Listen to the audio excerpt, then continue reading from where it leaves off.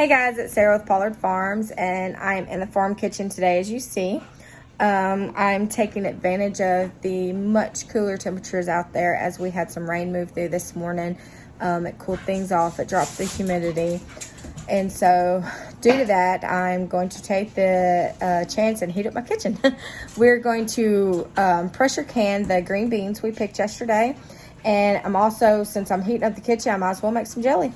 I got a bag of plum quats out of the freezer, which is basically, from what I understand, a plum and apricot mix. But it's basically going to make like plum jelly. And I've just took them off the stove and I've strained them out. And I'm going to mash some more juice out and I'll let y'all see. Y'all come along. So as you can see, I used a pasta pot here that has this nice strainer to strain all my juice, and I'm going to squeeze these, sorry y'all, the steam, squeeze these plum quats, just get as much juice as possible. To make one batch, we'll need 5.5 cups of juice. If there's not enough for 2 batches, I'll just freeze the rest of the juice to make more later. But we've got that about took care of.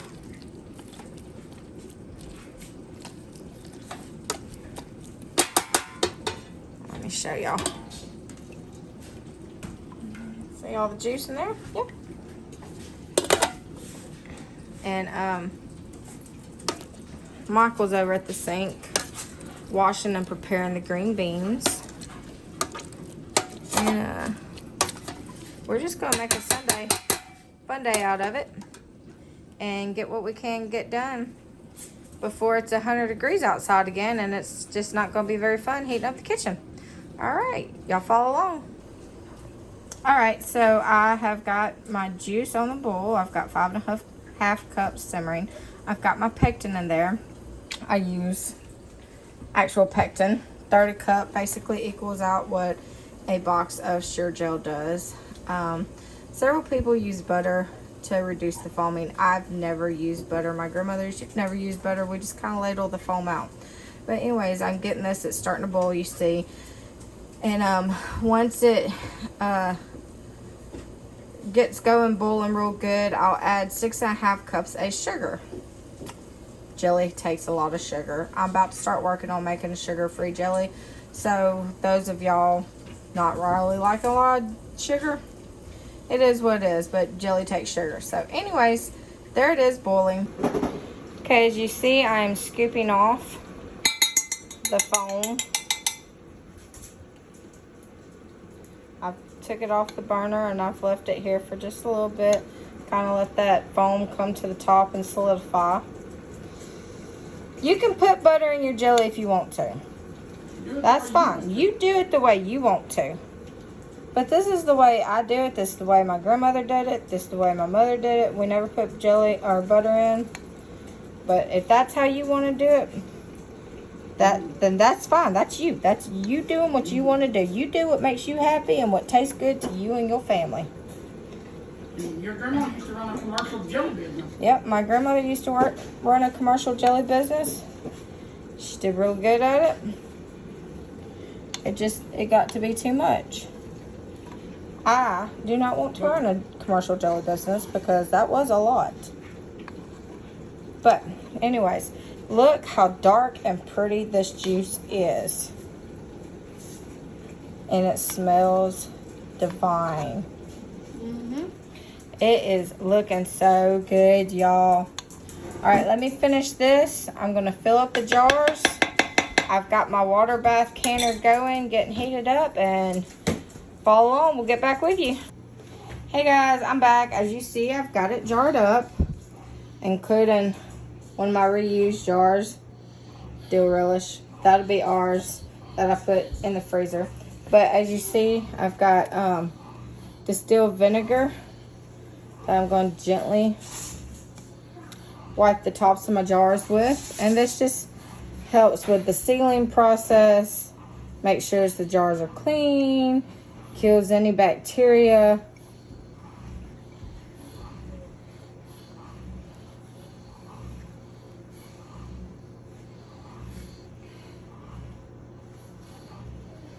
basically makes it clean to where the jar's a seal.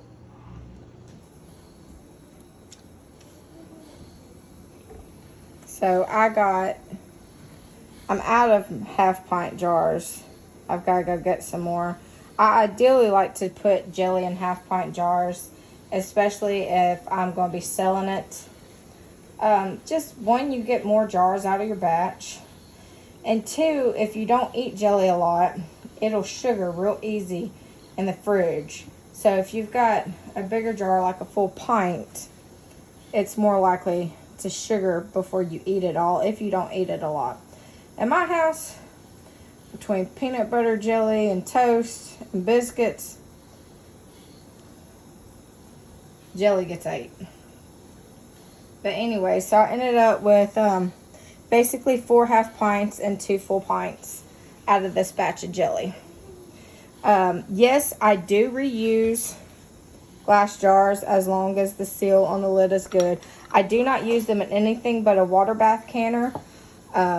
If you have used them in pressure canners, that's fine. That's you. I personally don't trust it. It may work fine, but for the safety of me and my family and anybody who may buy stuff from me, I strictly use them, which I don't sell those type of jars. But so for the safety of my family, I strictly use water bath cannon for it. But anyways, let me finish getting these lids on. Lids only go on finger tight. Yep, they're just finger tight. See, I can easily, and we'll get them in the bath, and once they come out, we'll show them to you. Thanks. So I've got them in here. As you see, the heads are not covered, so I'm putting a little bit more water in there. You want the tops completely covered. I'm going to need a little bit more water. So I'm going to put some more water in there. Put the top on. You want to water bath your jelly for 10 minutes. So that ensures the seal. That ensures all bacteria is killed out. You're good to go. 10-minute water bath. So we're getting ready to can our green beans. And what we've done here is we've poured all the green beans in a solution of water and a little bit of white vinegar. And what that does is not only help get the dirt off, but any little bug that we might not see with our eyes that came in from the garden, that vinegar will help knock them off and kill them, and they'll just basically drown in the water. And it gets them real good and clean. I mean, you can see how murky the water is. And so we're doing this before we get our jars ready and all, and we'll come back with you as we go through the process.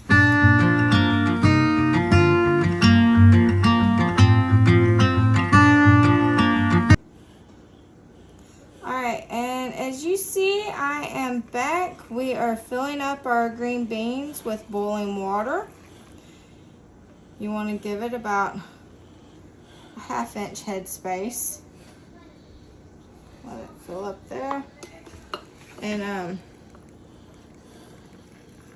we cleaned our jars, we cleaned our beans, filled them up with beans. I ended up with 8 quarts from yesterday's picking, but I have a pot cooking on the stove with probably 2.5 quarts in it.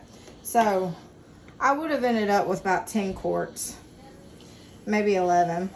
And that's just off 2 rows. Yeah, I didn't even pick all 6 rows yesterday. So probably tomorrow morning with the cooler temperatures, I'm going to pick some more. But as you see, I'm filling up. Got my clean burr knife here. We can't find our little blue. It's somewhere in this house. My actual ball. Debubbler. Debubbler, as Michael calls it. Stick. But you want to, I got to boil some more water for these last 2 jars, but you just want to kind of make sure all the bubbles come up. Separate, all the water goes down. There we go. Now, let me finish getting them capped off, and we'll roll them down with vinegar and put them in our pressure cooker. We'll come back with you. Keep following.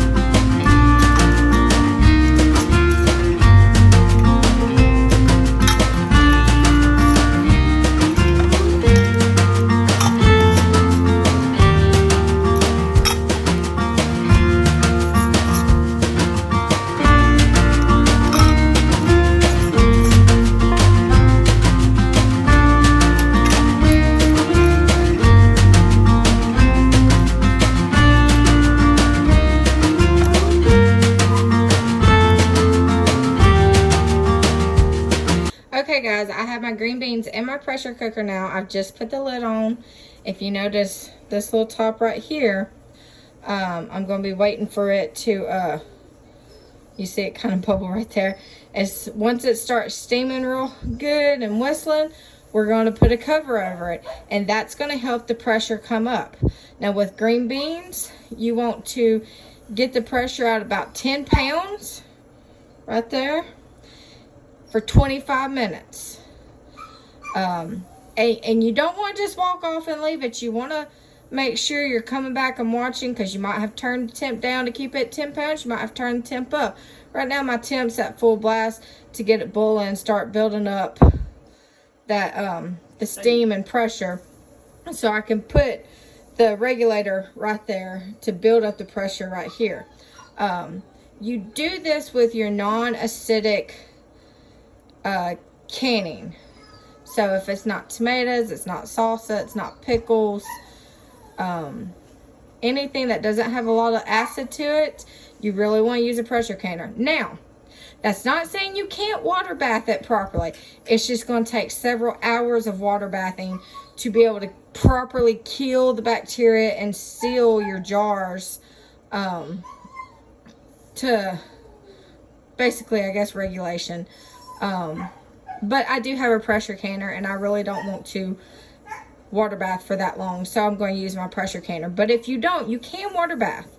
It's just going to take longer. So, but when you're using a pressure canner, you need to be very safe and make sure, like this is my first time this year using my pressure canner, so I brought it out of storage. I cleaned the inside, the holes. I made sure that I could see through it properly. I made sure my seals are good. It's locked in place. You check it out.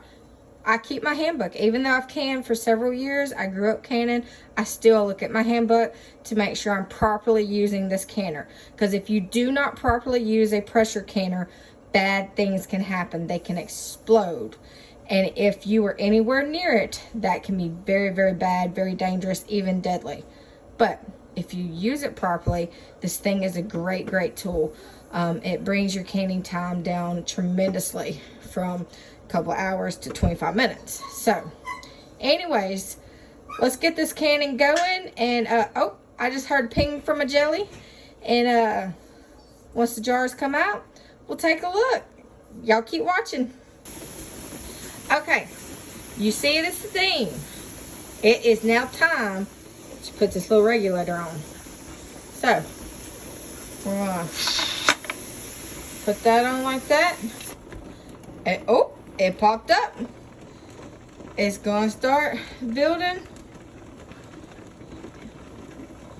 any minute now. It's a big pot, so it takes a little bit, but that has popped up, meaning it is sealed. We have it sealed. Now, it's not 25 minutes once I put that on. It's 25 minutes once it reaches 10 pounds of pressure. Right now, it's still got no pressure. So, we'll have to wait for the 10 pounds.